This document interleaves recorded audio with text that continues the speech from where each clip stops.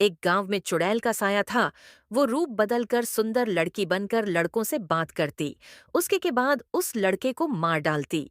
इस वजह से गांव के जवान लड़के रात में घर से नहीं निकलते थे। एक दिन अली, जो कि दिल्ली में रहता था, अपने मामा प्रीतम सिंह को कहता है। अरे मामा जी, मैं अली हूँ। दिल्ली से गांव घूमना चाहता हूँ। अरे बेटा, ये तो तुम्हारा ही घर है। जब तक चाहो रहो। भला यह भी कोई पूछने की बात है? इतना कहकर प्रीतम सिंह चला जाता है।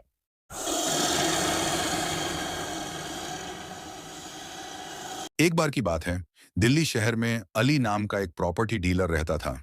वह लोगों को मकान खरीदने और बेचने में मदद करता था। एक दिन अली अपनी दुकान के अंदर बैठा होता है। तभी वहां पर एक आदमी आता है और बोलता है, अब भाई साहब, मेरा नाम दुबे है और मैं अपना एक मकान बेचना चाहता हूँ। क्या आप मेरा मकान बिकवा सकते हो? आदमी की बात सुनकर अली हंसने लगता है और बोलता है, क्या बात कर रहे हो दुबे जी? हमारा तो काम ही है मकान बेचने का। और आप मकान की क्या बात कर रहे हो? मैं तो आपको भी बेच दूं। अली की बात सुनकर दुबे को गुस्सा आ जाता है और वह गुस्से में बोलता है, लगता है आप बातों के ही शेर हो। अरे पहले मेरा मकान बेचकर दिखाओ तो जानूं, फिर दांत दिखाना। चौबे की बात सुनकर अली चुप हो जाता है और मनी मन उसका चैलेंज स्वीकार कर लेता है। अगले दिन वो दुबे के साथ उसके मकान पर जाता है। मकान बहुत ही पुराना और भूतिया सा लग रहा होता है। मकान देखकर अली बोलता है, अरे ये कैसा मकान है दुबे जी? ये तो कोई भूतिया खंडहर लग रहा है। इस मकान को देखकर तो लग रहा है इस मकान पर कभी सफेदी तक नहीं हुई है। ये मकान भला कैसे बिकेगा? अली की बात सुनकर दुबे हंसने लगता है और बोलता है, तभी तो मैं कह रहा था, लगता है कि तुम सिर्फ बातें ही बना सकते हो। अरे अगर नया मकान होता तो तुम्हारी क्या जरूरत थी? मैं खुद ही नहीं बेच देता। लगता है तुमसे ना हो पाएगा। भैया, दुबे की बात सुनकर अली तैश में आ जाता है और बोलता है, अरे कैसी बातें कर रहे हो दुबे जी? इस शहर में कोई ऐसा मकान नहीं जिसे अली ने बेचा नहीं। मैं इस मकान को जरूर बेचूंगा। चलो मुझे अंदर से दिखा दो। ऐसा कहकर अली दुबे के साथ मकान के भीतर चला जाता है। अरे दुबे जी, इस मकान को कितने साल से नहीं खोला है। आपने अंदर जाते ही अजीब सी बदबू आ रही है, जैसे कोई मर गया हो। अली की बात सुनकर दुबे हंसने लगता है और वह बोलता है, बहुत ही डरपोक हो आप अली जी। अरे बंद पड़े मकान से बदबू ही आएगी, कोई खुशबू थोड़ी ना आएगी। देखो दुबे जी, मैं सचमुच घबरा रहा हूं क्योंकि मुझे लगता है कुछ ना कुछ गड़बड़ तो जरूर है। कौन हो तुम, बताओ मुझे। अली के देखते ही देखते दुबे एक भूत में बदल जाता है और बोलता है, सही कहा अली, यहाँ सचमुच गड़बड़ है, क्योंकि अब तू मेरे लिए काम करने वाला है और रोज मेरे खाने के लिए शिकार लेकर आएगा।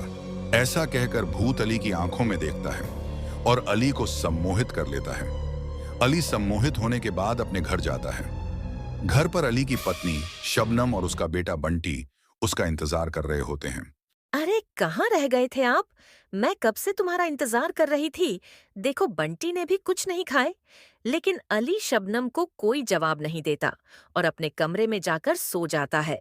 यह देखकर बंटी शबनम से बोलता है, देखो ना माँ, पिताजी को न जाने क्या हुआ है। वह बिना कुछ कहे ही सोने चले गए। वह तो मुझसे कभी बातें किए बिना नहीं सोते हैं। बंटी की बात सुनकर शबनम बोलती है, अरे बेटा, पापा थक गए होंगे, कितना काम करते हैं। चल, आज मैं सो जाती हूँ, तेरे साथ और साथ ही साथ मैं तुझे कहानी भी सुनाऊंगी। बंटी के कमरे में सोने के लिए चले जाते हैं। बंटी सो जाता है लेकिन शबनम को नींद नहीं आती। वो उठती है और अली के कमरे में झांकती है। अंदर अली कुछ बड़बड़ा रहा होता है, जिसे देखकर शबनम घबरा जाती है और सोच में पड़ जाती है। अरे ये क्या कर रहे हैं? ये तो कभी भी ऐसा नहीं करते। लगता है कुछ ज्यादा ही थक गए। अभी जाऊंगी इनके पास तो गुस्सा करेंगे ऐसा। कहकर शबनम वापस बंटी के कमरे में जाकर सो जाती है। अगली सुबह अली तैयार होकर जाने लगता है। तभी शबनम उसके पास आकर बोलती है, क्या हुआ जी? आप कुछ परेशान लग रहे हैं। आपने नाश्ता भी नहीं किया और रात में भी कुछ बड़बड़ा रहे थे। मुझे बताओ ना, क्या परेशानी है? शबनम की बात सुनकर अली गुस्से में बोलता है। अरे तो तू मेरी जासूसी कर रही है। चुपचाप अपना काम कर, नहीं तो यही ठीक कर दूंगा, समझी? अली को यूं गुस्से में देख शबनम घबरा जाती है और कुछ नहीं कहती। अली घर से निकलकर अपनी दुकान में आ जाता है और किसी शिकार का इंतजार करने लगता है। तभी वहां एक काला आदमी आता है और बोलता है। भाई मेरी नई नई नौकरी लगी है, यहाँ मुझे कोई मकान दिला दो। किराए के लिए उस आदमी को देखकर अली खुश हो जाता है और बोलता है, हाँ हाँ हाँ, अरे आपको मकान किराए पर चाहिए तो समझो, आप बिल्कुल सही जगह पर आए हो। मैं आपको अभी मकान दिखाता हूँ, कम पैसों में बिल्कुल हवेली जैसा घर। हाँ, कालू को लेकर बंद पड़े मकान के पास ले जाता है।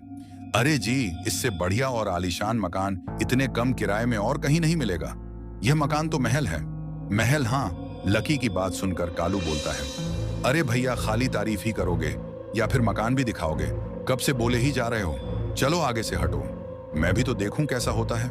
महल ऐसा कहकर मकान के अंदर चला जाता है और मकान को देखता है। मकान पूरी तरह से नया होता है और अरे वाह अली भैया, क्या सुंदर मकान है, मजा आ गया, ये तो आप अभी पक्का कर दो। रे अली भैया, ये क्या हो रहा है? इस घर में हम दोनों के अलावा भी कोई है क्या? ये दरवाजा अपने आप बंद क्यों हो गया? लेकिन अली कुछ नहीं बोलता। उसी समय वहां चारों तरफ से धुआं आने लगता है और थोड़ी ही देर में कमरा धुएं से भर जाता है। यह देखकर बोलता है, अरे मर गया रे, ऐसा तो केवल भूतिया फिल्मों में ही होता है। मुझे लगता है यह भूतिया मकान है और यह डीलर भी भूतिया ही है। हे भगवान, मैं ये कहां फंस गया? धीरे धीरे धुआं छत लगता है और जब धुआं पूरी तरह से हटता है तो अली के साथ भूत खड़ा होता है और हंस रहा होता है। सही कहा तूने काले आदमी, तू फंस चुका है और मैं तेरा शिकार करूंगा। भूत की बात सुनकर घबरा जाता है और बोलता है, मुझे जाने दो, मैं यहां अपने आप नहीं आया हूं, मुझे ये अली लेकर आया है, मुझे जाने दो और इसे मार डालो। कालू की बात सुनकर भूत हंसने लगता है और बोलता है, कितना चालाक है तो कल्लू, अरे मेरा ही गुलाम है, ये मेरे कहने पर ही तुझे यहां लेकर आया है, समझे? और भूत कालू को मारकर खा जाता है। ऐसे करके अली आए दिन किसी ना किसी आदमी को उस पुराने मकान के भूत के पास ले जाता और फिर भूत उस आदमी को मारकर खा जाता। उधर अली की हरकतों से उसकी पत्नी परेशान हो चुकी होती है और उस पर नजर रखने की योजना बनाती है। रात में अली घर से बाहर निकलता है, शबनम भी उसके पीछे पीछे चलने लगती है। आगे जाकर अली को सुंदर नाम का गांव वाला मिलता है, जिसे देखकर बोलता है, अरे सुंदर भैया, कहां भागे जा रहे हो? ऐसा लग रहा है जैसे पुलिस पड़ गई हो। पीछे, अरे नहीं नहीं अली भैया, ऐसी कोई बात नहीं है, काफी देर हो चुकी है, घर पर पत्नी इंतजार कर रही होगी, बस इसीलिए। लेकिन आप बताओ कहां जा रहे हो? इतनी रात को कहीं बाहर वाली तो नहीं है? सुंदर की बात सुनकर अली हंसते हुए बोलता है, अरे नहीं नहीं, दरअसल मुझे कोई बोल रहा था, कोई अच्छी और सस्ती प्रॉपर्टी आई है, कोई दूसरा ना ले ले, बस उसी के चक्कर में जा रहा हूं। अगर तुम्हें चलना है तो तुम भी चलो, देख लेना, अगर अच्छी लगे तो तुम ही ले लो, मुझे मेरा कमीशन दे दे।